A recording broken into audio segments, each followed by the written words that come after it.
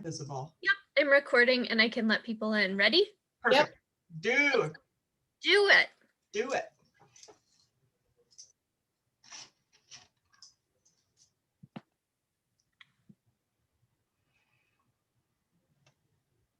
Welcome, everybody.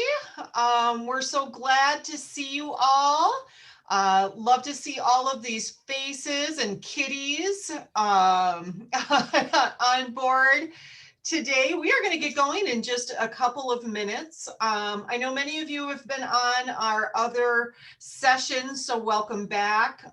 If this is your first session, welcome. You are in for a treat. Just a couple of things that I would encourage you to do is, if you would, we encourage you to open up your chat window. We'll be taking questions and there'll be conversations via chat. We'll actually be taking questions live as well at this session. So we're really excited about that. And so the other thing is, if you want to at any time during the session to give us some nonverbal reactions, if you click reactions, yep, you have the ability to give us a thumbs up or a heart or a celebration, all of that. And so encourage you to do that. Dr. Carrell will have some slides that she'll be showing as well. So as we get into that, the view that I recommend is view speaker or view side-by-side speaker. And that allows you to make sure that you're able to see both the slides and Chancellor Carrell at the same time. So this is good. I think it's kind of ironic here that I'm talking in our topic today is conversations. You probably maybe heard my cat in the background. So my cat has decided to have a little conversation with me while we are getting ready for this session right now. So yeah, so I'm just really curious if you want to give me a thumbs up or if you want to give me emoji. Is this your first wine, wit, wisdom, and wine today? Or if this is your first one, give us a thumbs up. Awesome, great. If you've been to one of our sessions yet today, prior to this, give us a thumbs up. Good, we've got a nice mix. Excellent, excellent. Well, Dr. Carrell is the first of our authors that we'll have today, which I'm really excited about. And so with that, Brenda, I am going to toss it to you. Yes, 1 o'clock on the dot. We want to get started and honor everybody's time. I'm Brenda Cardock. I'm the Executive Director of the Rochester Public Library Foundation. We want to get right to our speakers, so we prepared a short video on an overview of the Rochester Public Library Foundation. So that I do not ramble on too long, I will get that started, and then we can get right into introducing Chancellor Carrell, and everybody can come here and see what they wanted to. Here we go. Rochester Public Library Foundation was formed in 1996 in an effort to raise private funds for the library and ensure its continued success and achievements. The foundation supports initiatives, often creating the only opportunity for pilot projects and incentives for community feedback. In past years, we've helped launch the Wi-Fi hotspot program, providing connectivity in homes that have no internet. Rochester Reading Champions, which pairs tutors with struggling readers to achieve results. And last year, patrons joined in the commitment to help the library go fine-free, to help remove barriers to accessing the library's resources. We are proud of the positive impact these programs have had on our community. Tutors remark on the joy it brings them to see the confidence and pride on their students' faces as they master skills they had all but given up on. Our neighbors are able to apply for jobs and video chat with relatives as they keep social distance in their homes using our hotspots. Materials are being checked out in large quantities and picked up through touchless delivery in the Mayo Civic Center ramp and the library's newly installed walk-up windows. But we still do not have all the resources we need to help all those who could benefit from tutoring. The hotspots continue to have a wait list. And we continue to investigate ways we can grow our service to our community, especially as we are facing greater challenges this year than ever before.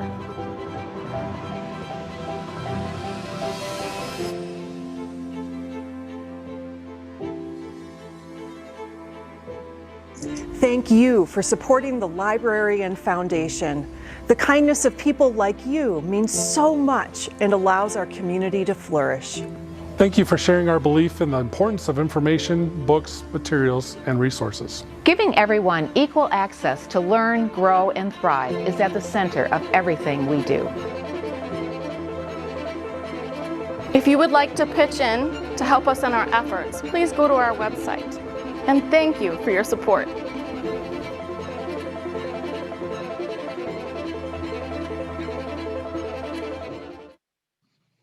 As I was saying this morning, we are just so fortunate to have the library in our community. Audrey Betcher this morning talked about all of the different ways that the library contributes. I think one of the most important ways, and I think one of the most exciting ways, is the sharing of wisdom that we have, and that's really at the one of the things that's at the heart of Wit, Wisdom in Wine, is that that we really want to have an exchange of information, and I can't think of anybody better to help us with that conversation than Dr. Lori Carrell. Chancellor Lori Carrell is a Rochester resident who loves to kayak on the Zumbro, serves on our Chamber of Commerce and to career boards, has acted in the Civic Theater's play Stay With Me a While, and tripped her way across the stage in Rochester's Dancing with the Stars. She hopes that you all have forgotten that, maybe? I don't know. I bet she was awesome. She is married to Tom Newstead, who volunteers with Season Hospice and the Rochester Area Foundation. Dr. Carrell was educated some time ago, her words, not mine, with advanced degrees from the University of Denver and the University of Alaska. She's also quite an adventurous soul, contributing to the launch of a university for women in the Middle Eastern country of Oman, teaching in a remote Eskimo village, and living with a tribe in the Amazon.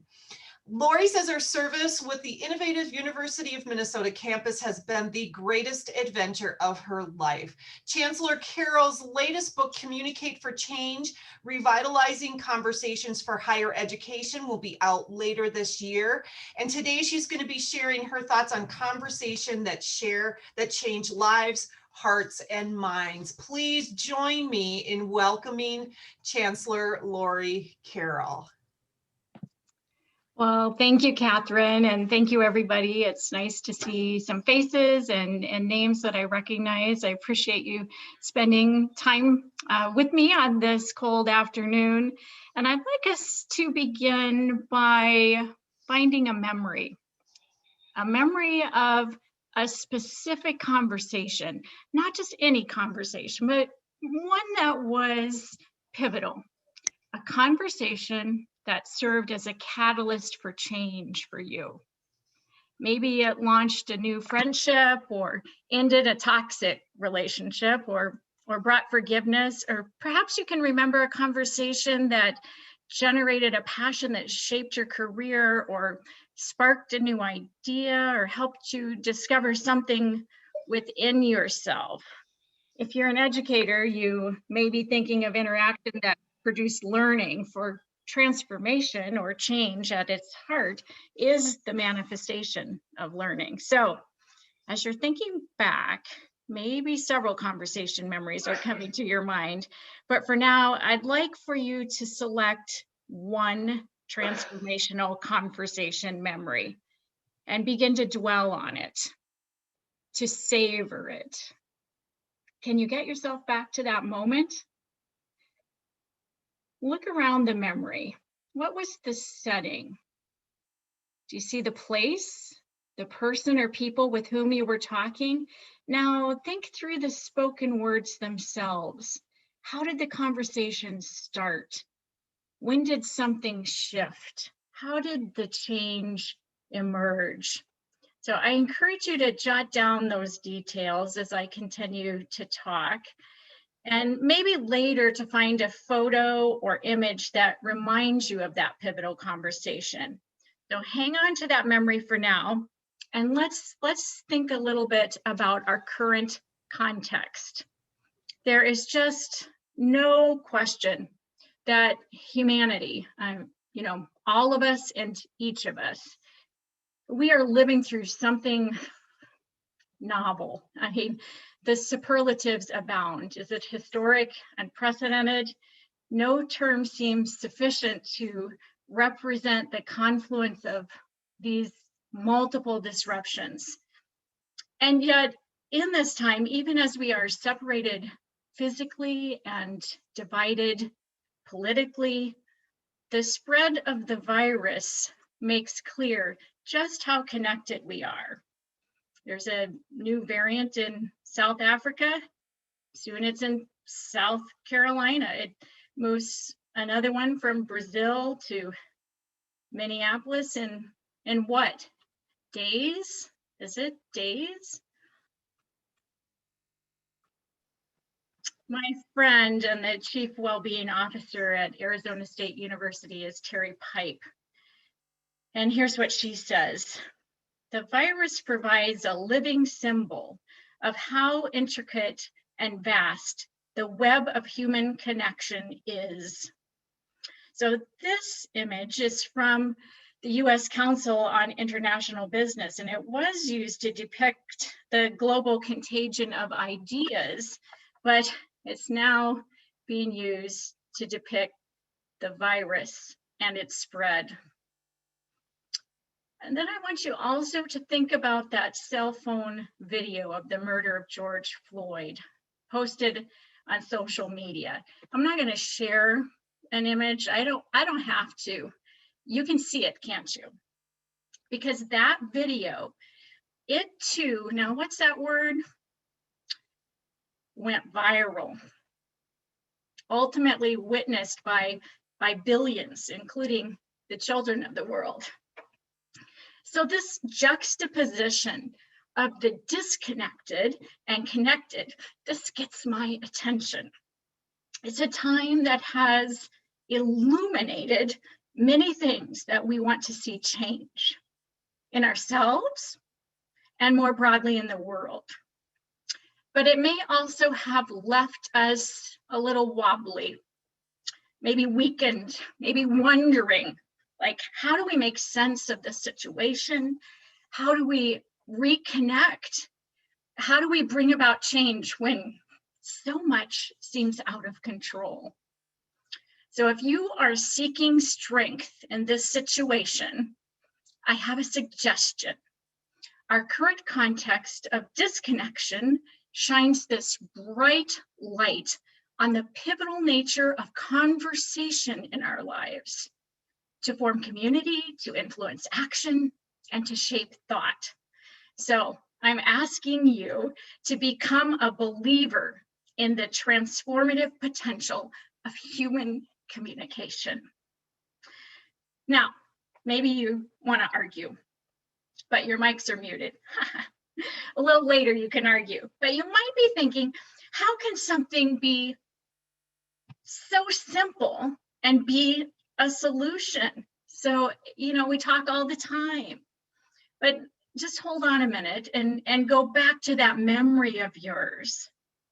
I'm just wishing that we could have a grand sharing of these memorable interactions, conversation about the conversations in this group of people, who influenced whom to do what and where the learning or the transformation took you. That would be endlessly fascinating. I think we could tell stories all afternoon and into the evening. So I would welcome you to put some detail, one little detail about this conversation you're remembering into the chat. Maybe it's the time, I don't know, 1969, or the person, or the place, or a phrase, a short phrase for the kind of change that happened for you. So we want to use this memory and our collective memory of conversation as a catalyst. Is there anything in the chat yet? Are you still thinking? You can put it in anytime as we move on. We're going to look back first and then forward. So think about that pivotal conversation, and I'll share one or two of mine, and then I'm going to make a case that conversation can change lives and hearts and minds, because I think it matters as we prepare to emerge from this season of challenge. So I had a hard time deciding which conversation to share. I thought about my time in Ecuador. We had some rich conversations through a translator. This is a shaman. We finally got to something we could bond about when we realized we both had teenage daughters at the time. I also had some conversations at night in the hut when the giant moths were flying around with these students who self-inspected, and in the conversations they changed direction, and they taught me a lot about leadership and vulnerability. But then I thought of another conversation. This was a student, Anthony. I've learned so much from students. He is a marvelous public speaker, spoken word artist.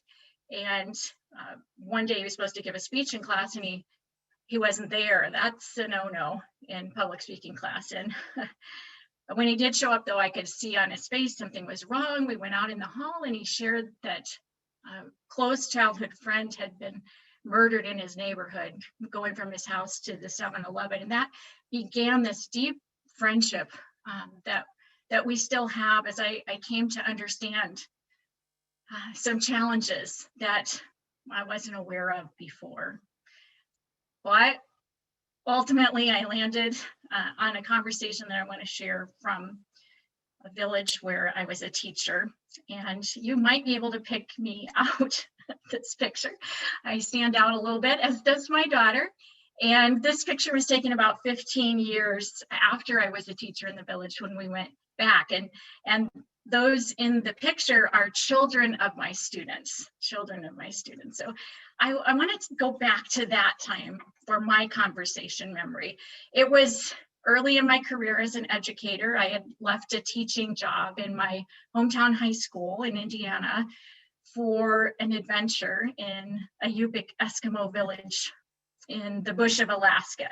And my aim at the time was altruistic. I really naively imagined myself making a difference in the world by teaching in such a remote place. And the district gave me a 2-hour in-service before they flew me 500 miles west of Anchorage. I landed in the bush plain on this little strip of tundra. And in those first snowy weeks of my time in that village, I had a conversation that led to an awakening. So I was in my classroom. I was seated next to this teenage boy named Apak, and we were looking at the screen of an Apple IIe, which might help you know the era. And I was struggling with the floppy disk, and I could feel Apak just staring at me. And there was nothing in that whole 2-hour in-service that prepared me to provide a culturally appropriate response to the stare of a young Eskimo. So I just blurted it out, like, Apak, what are you staring at? And then he leaned in really close and he said, what do you see when you look out? What? I said, I see the computer, the classroom, the snow out the window in August. What do you mean, what do I see? And then this really made me uncomfortable. He leaned in closer still. We were almost nose to nose. And he said quietly, it all blue? So he had never been that close to a blue-eyed person before.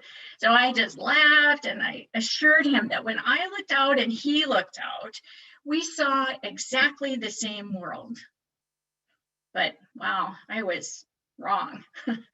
Of course, we saw different views, but it wasn't the color of our eyes that determined that difference. It was rather our cultures, our histories, our language, our role But my ignorance coupled with my positive intent made for a dangerous combination. But thankfully, through many more conversations, I began to learn because my UPIC students were really good teachers.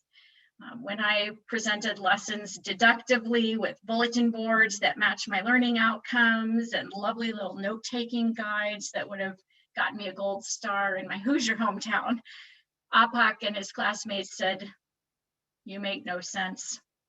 Or when I tried to be animated during class, they said, "So embarrassing." Or when I tried to generate dialogue with questions, they said, "So nosy." Apak surprised me with his question, and I had a quick answer, and I was wrong. And I came to understand that if I was ever going to teach anything to Apak and his peers, I had to first learn to see, or at least glimpse through his lens. I had to ask, what do you see when you look out? And then listen, and listen deeply to the answer, accepting the perspective of the other as not right or wrong, but real. And the lessons of that conversation linger for me. There have been lasting reverberations over the decades in the way I do my research on teaching, on preaching, and my work with colleagues, in conversations where we're trying to generate innovation at the University of Minnesota, Rochester. Now, I'm not trying to convince you that every conversation is that powerful, but rather that every conversation holds the potential for permanent reverberations. And it is that potential that we can use as our source of strength and a mechanism of personal and systemic change. So I'm thinking of another conversation just a few years ago. I was attending this workshop at Harvard, and the other participants were all higher ed leaders. And you can imagine it was a wonderful gathering of diverse professionals, and we had this keen appetite to learn and grow and to hang out at Harvard. And in the sessions, we use case studies to grow in our understanding until near the end of our time together. And we started this session called "The Real Reason People Don't Change." Now, the challenge that some of us had that day was that the conversation was not confined to the case. That is, we didn't stay focused on why other people wouldn't change. Instead, we were asked to talk about how we were resisting change. The vulnerability was uncomfortable, it got personal. I was on the back row in a small group, and my partner started that conversation by saying, "If I knew this was going to be a navel gazing therapy session, I'd have skipped it and gone for a walk." Now, that comment illustrated some change resistance on the part of a person who self-identified as a campus change agent. And that contradiction may not be that uncommon. We had, as our leader that day, an organizational psychologist, and her ideas eventually became this book, also written with the author Robert Keegan. And what she was telling us is that one of the reasons we don't change is that we're holding on to some kind of assumptions. And for this topic, one of those assumptions may be that talk is cheap. Now, few folks would disagree that communicating is important. The term communication is everywhere. It's identified as a required skill in every kind of position description, right? From fast food service to CEO. It's sprinkled in strategic plans and most definitely used to describe what went wrong in all kinds of relationships and endeavors. It was a failure to communicate. Yet we also exude ambivalence about this word. We routinely describe communication as a soft skill.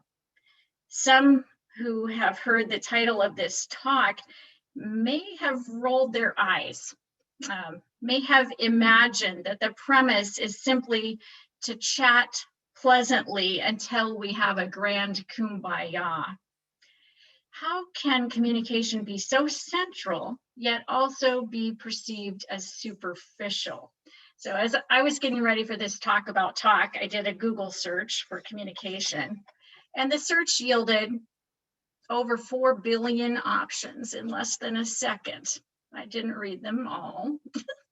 I narrowed it, being an academic, to the Google Scholar hits, and that was about 7 million from my discipline of communication.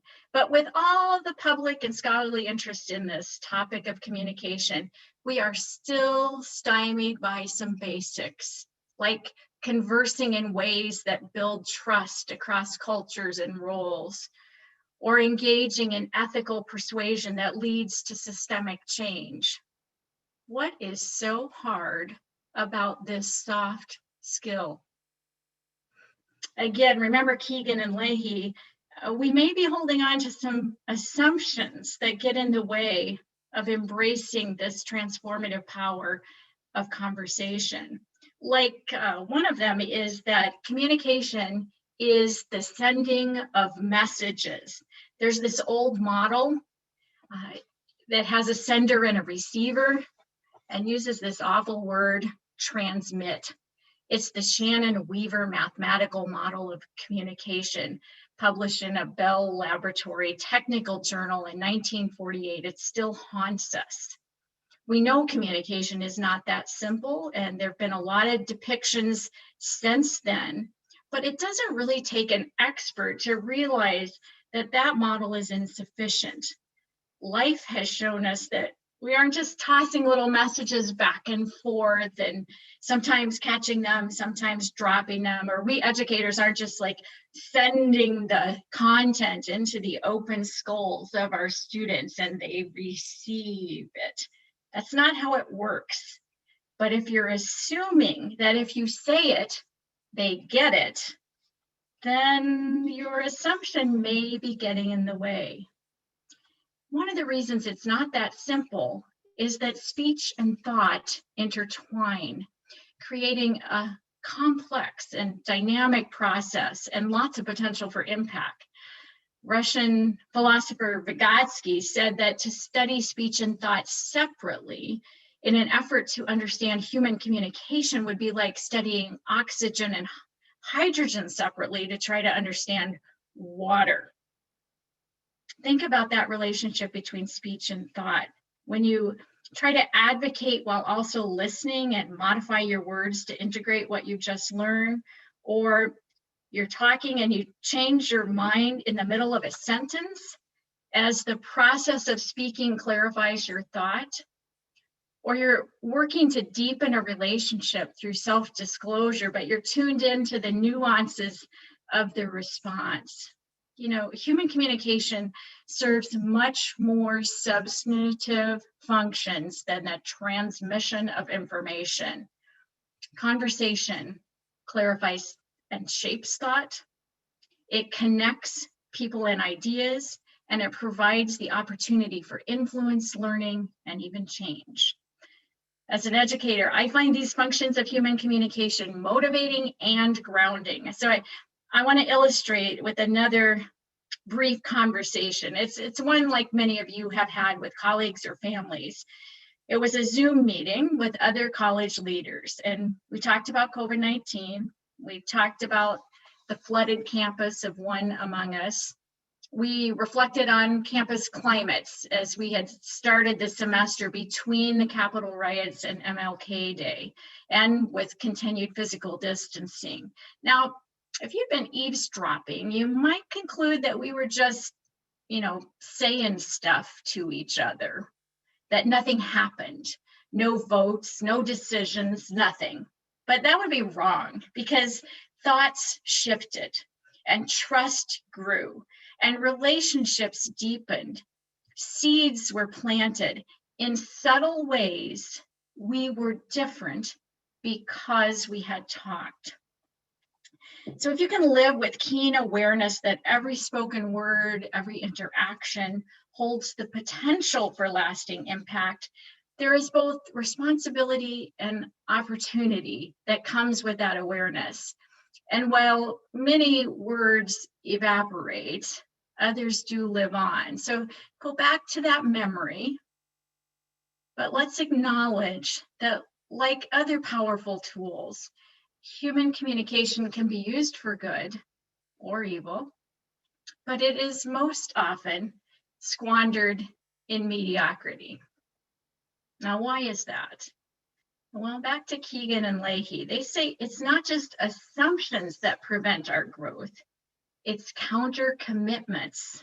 So with conversation, you might say, well, yes, I understand that there's this potential with human communication conversations, but underneath there's this counter commitment really that decreases that potential because you're committed maybe to avoiding confrontation no matter what, or committed to believing that things don't change, or committed to staying comfortable. If we're going to get more intentional about using the power of conversation to change minds and hearts and lives, first we need to realize that in those conversations, we will change. We will learn and grow. There's a key question. What if we begin by seeking out these conversations and elevating our expectations for what could happen as we engage with each other? In his famous 1923 work, I and Thou, philosopher Martin Buber developed his central thesis that it is only through dialogue that we become fully human. With the acceleration of artificial intelligence, as machines are getting better and better at being machines, we need to get better and better at being human. And that begins with using the strength of this uniquely human capacity for conversation. Now, in her 2018 book, we have, I wonder if you can guess, Brene Brown, who describes the kind of conversation we're talking about here as a rumble. Brene says, the word rumble has become more than just a weird West Side Story way to say, let's have a real conversation, even if it's tough. It's become a serious intention and a behavioral cue or reminder. A rumble is a conversation defined by a commitment to lean into vulnerability, to stay curious and generous, to stick with the messy middle of a problem, to take a break and circle back when necessary, to be fearless in owning our parts, and to listen with the same passion with which we want to be heard. To listen with the same passion with which we want to be heard. That kind of rumbling conversation requires courage, and it takes intentionality and a firm belief in the transformative power of human communication. So you look back and you found a memory that made my case for me, demonstrating to yourself that conversation can bring change. And in your search for strength at this time of looking forward, I'm wondering with whom you are talking and about what you are talking. In this disconnected time that asks us to learn, to influence, to evolve, conversations are a key to resilience. And as we're moving now to some time of conversation, I'd like to ask the first question, if I may, and that is, how might we become more intentional in generating conversations that both sustain us and serve as a mechanism for inciting change? I welcome your thoughts on that question. If you'd like to share, you can either raise your hand or actually you can just simply unmute.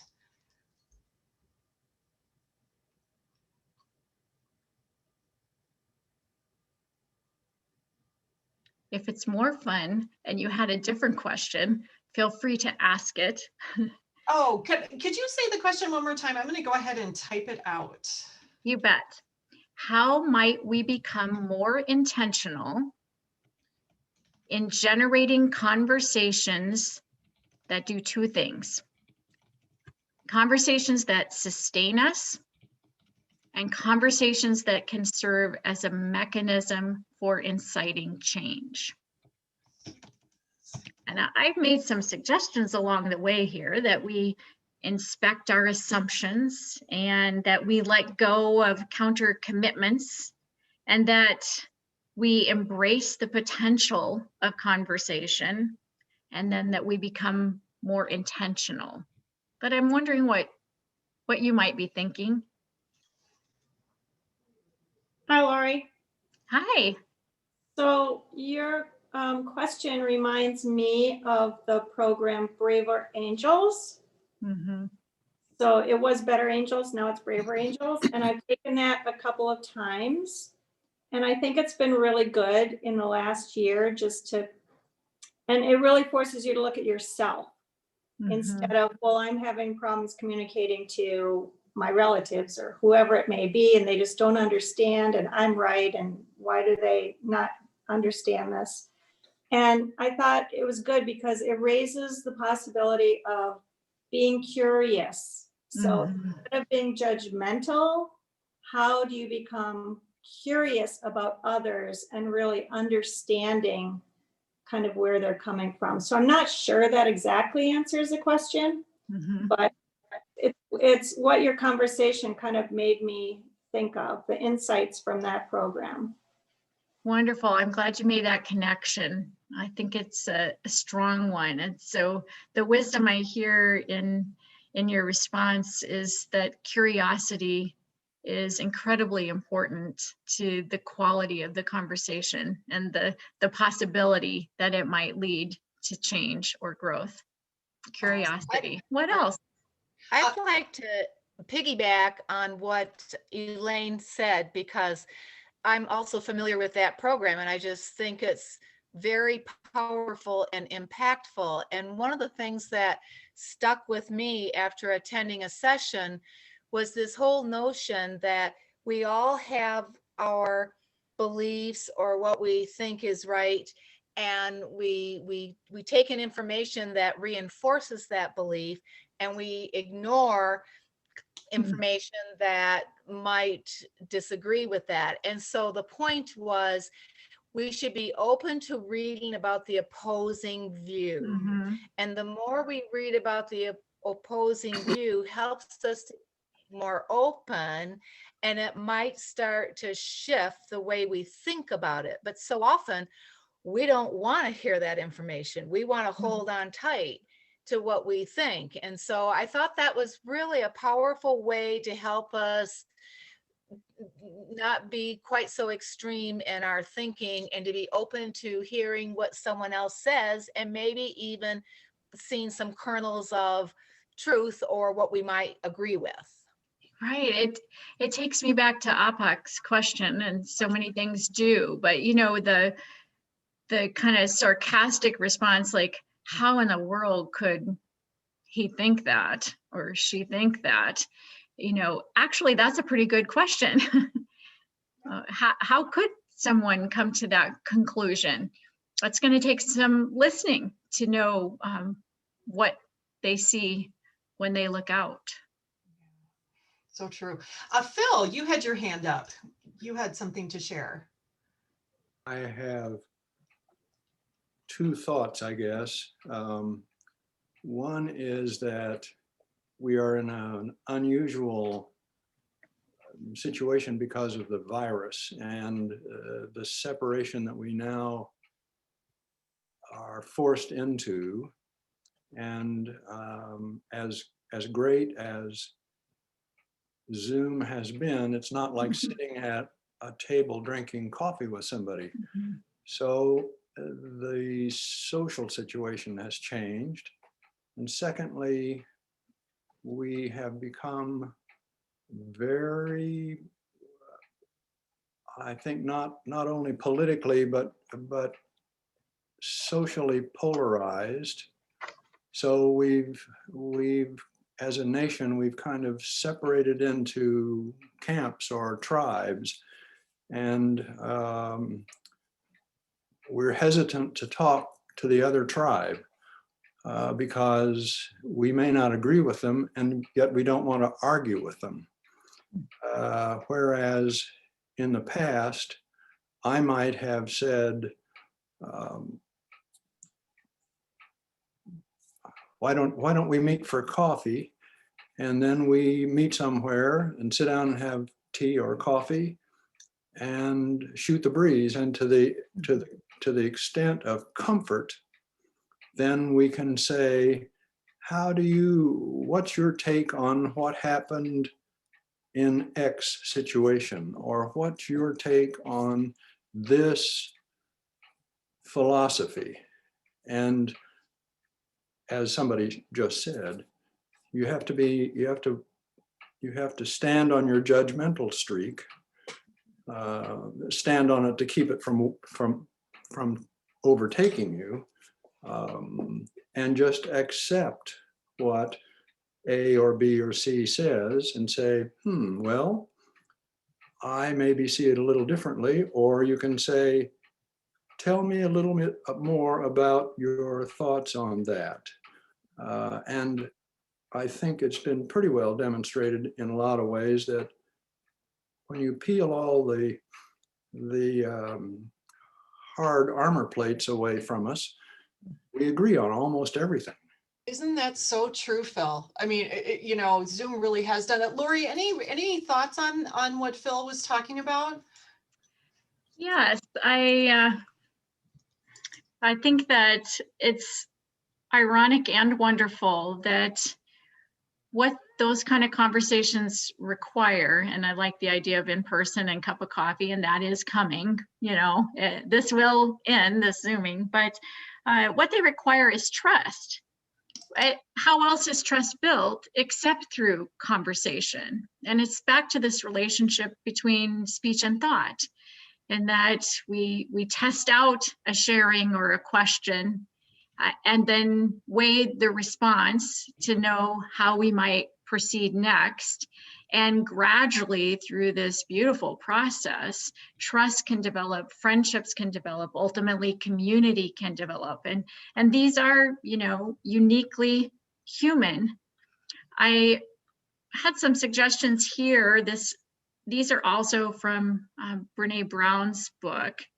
And she gives some language to the kinds of things that Phil was illustrating in his example, particularly when the other has a story or perspective that is different than our own. Finding new ways to open up that conversation can be really useful. So thank you, Phil.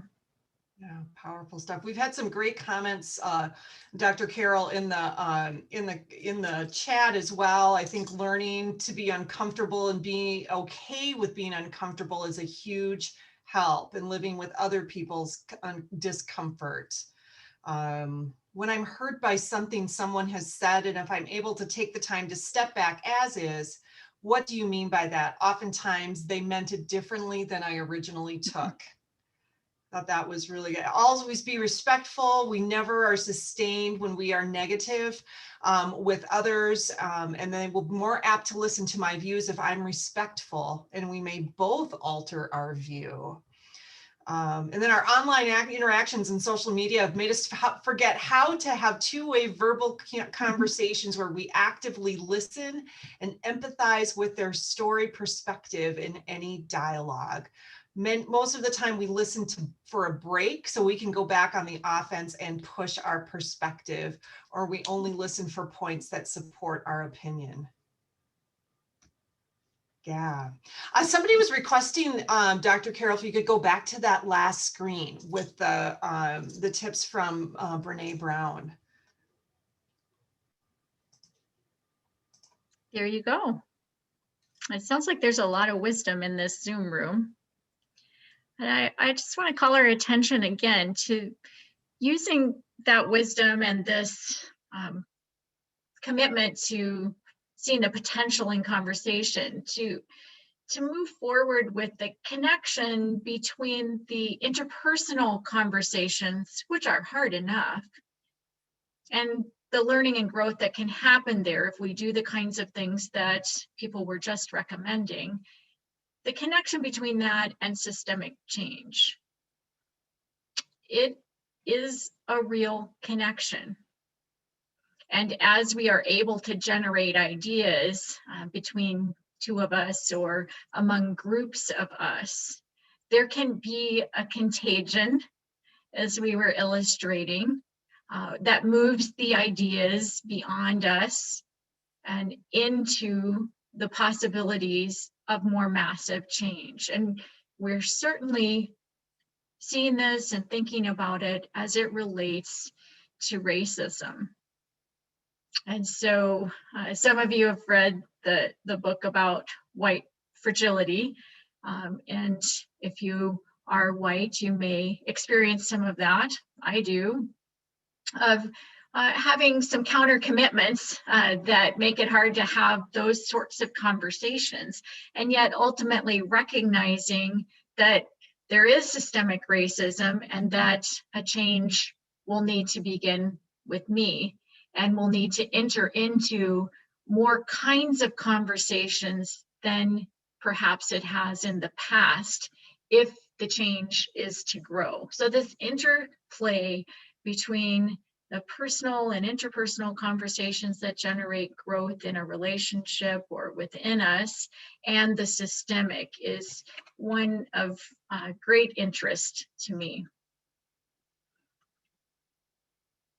But also share this cover and note that this book is about using the concept that we've just been talking about in a specific sector, and that's higher education.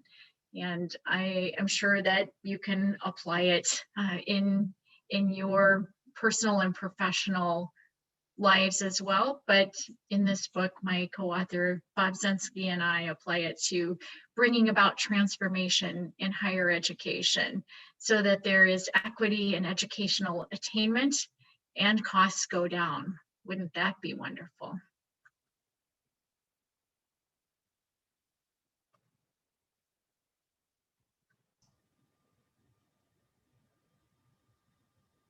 Any other questions or comments or thoughts that this conversation is provoking for you?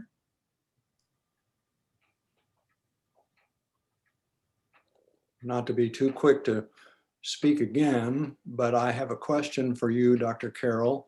I know that the University of Minnesota Rochester was founded on the idea of filling a need in the workforce, primarily with regard to health and information areas. And I'm wondering if how much humanities are included in your curriculum, because having reached the age of 80 in July. Congratulations. And being able to look back a little bit when I sit still, I believe that if we don't know about history, as somebody said, history will repeat itself. And so to me, it's important to help young people or make young people study the humanities so that they find out what paths humanity has already trod and what happened at the end of some of those paths. So I guess my question, I'll let you respond to that. Yeah, well, I couldn't agree more. And what we're doing at the University of Minnesota Rochester in terms of the coursework is making all things relevant to healthcare workforce pathways, and yet setting students and graduates up with that kind of perspective that makes them as fully human as possible as they move into those careers, that they bring compassion that's informed by historical context and reasoning informed by philosophy. And the list could go on. And I love to talk about this, but that might be another Zoom room. But indeed, this is primarily for our undergraduates, a foundational interdisciplinary degree that prepares them to be not only engaged citizens, but healthcare professionals who bring their full humanity to everything they do. So thank you for that comment.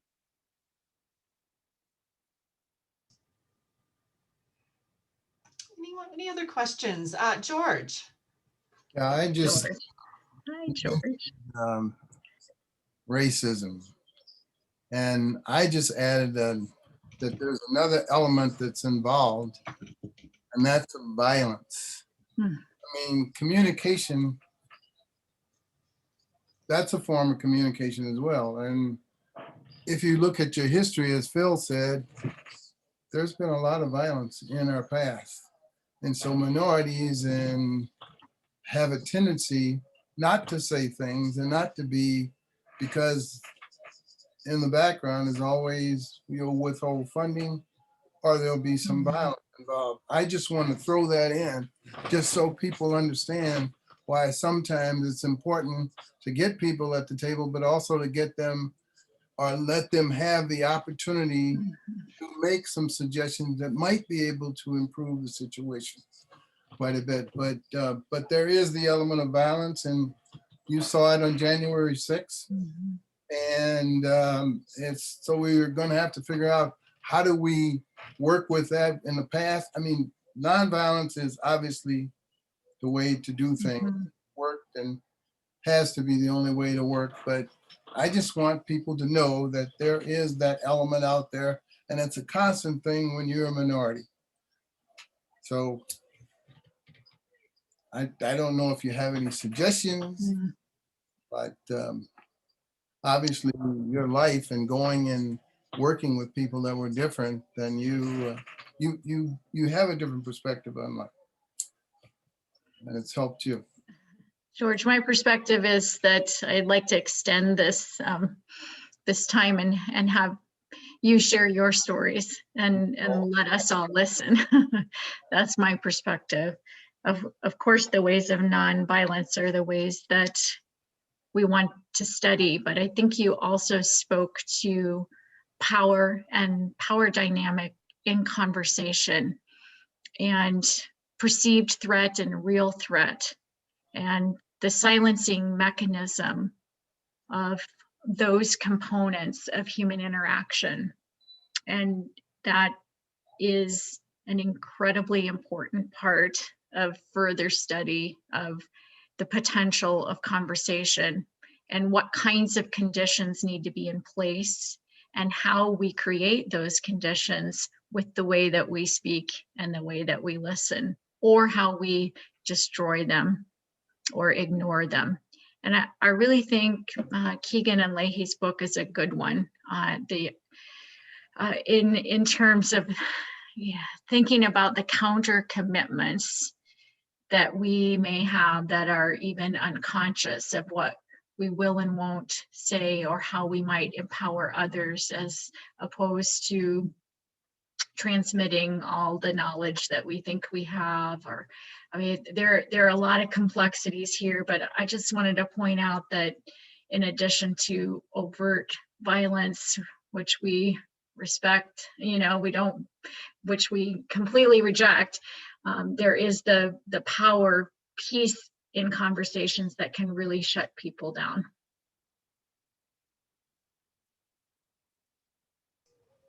Great, thank you. We had a question that came in the chat. How does one deal with others whose ideas are formed by completely different sources that are as different as night and day?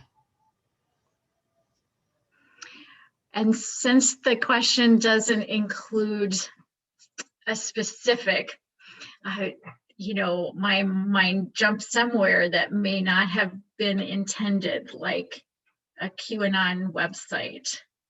If we're thinking about sources as in where did you grow up and what were your family situations and how different are they?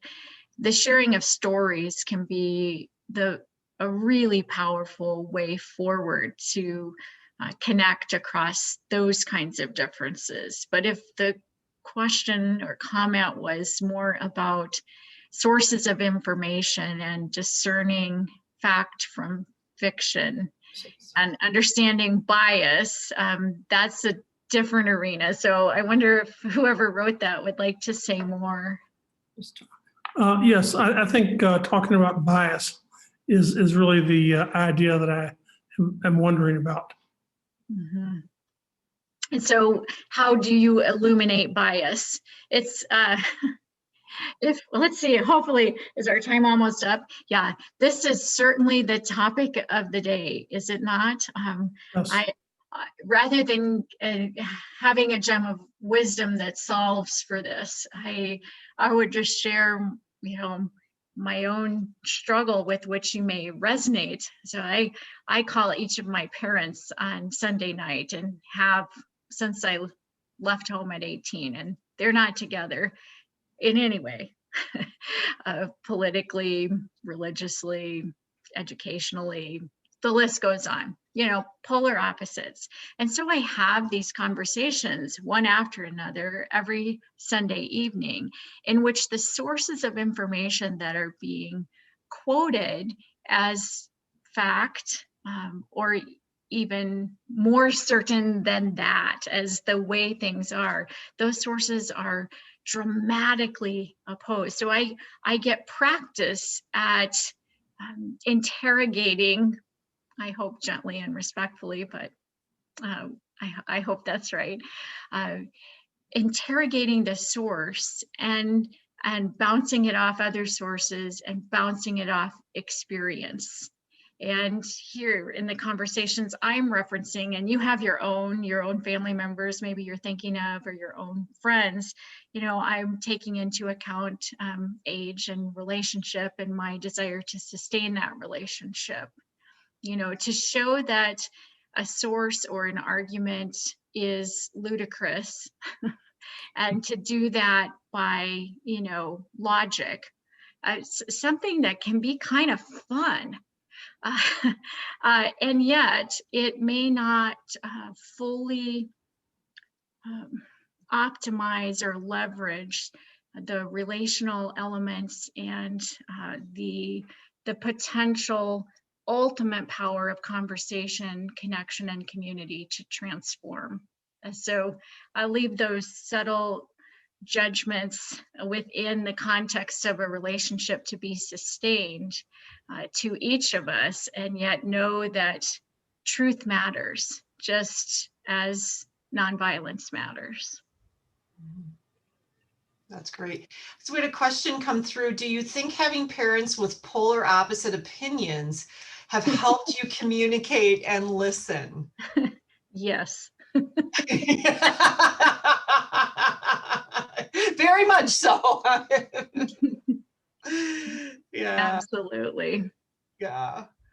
Couple of other comments. The Diversity Council's Human Book Program is so powerful to hear others' stories. It helps understand others' view and opinion. And I have to second that. If you have not had the opportunity to experience that Human Book Program, run the next time you're able to. It is powerful. It is powerful. And then The Bias Within Us is a new exhibit opening at the Science Museum of Minnesota. So that is exciting as well as things do that. So we have just a couple of minutes left. Any final questions before we move on to some closing things? George, did you have anything else that you would like to share?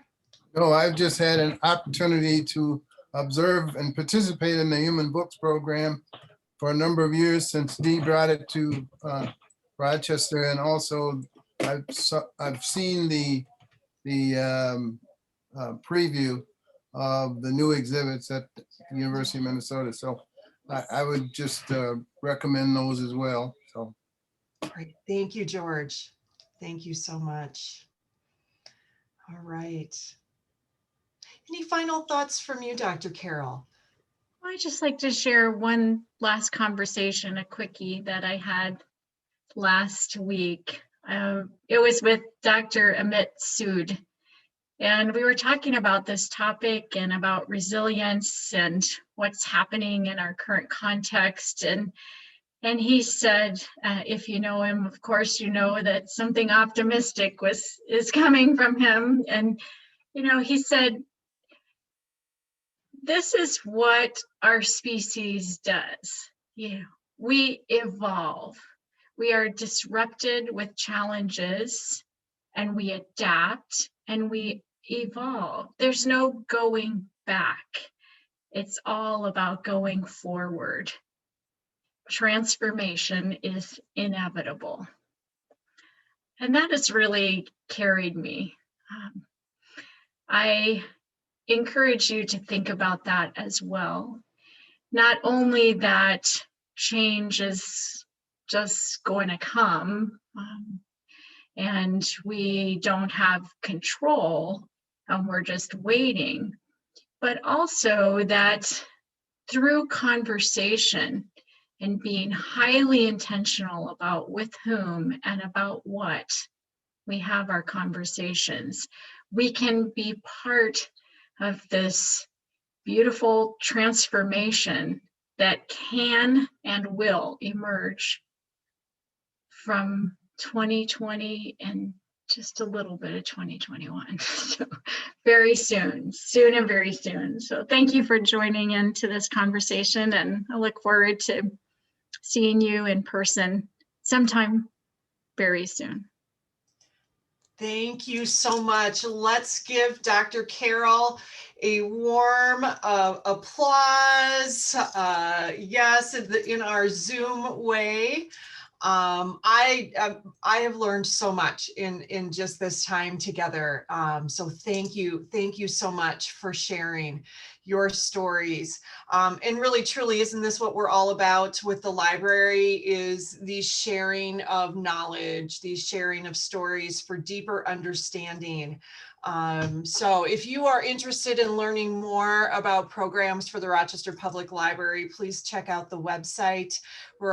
Again, we're here to raise money to keep our library programs sustainable. So if you're willing to do that as well, and don't forget, we have a wonderful auction going on. And with that, I look forward to hearing when I see you all in the community about these conversations that are changing your lives, hearts and minds as well. And I hope to see you later this afternoon on some of our other sessions. Have a great afternoon, everyone.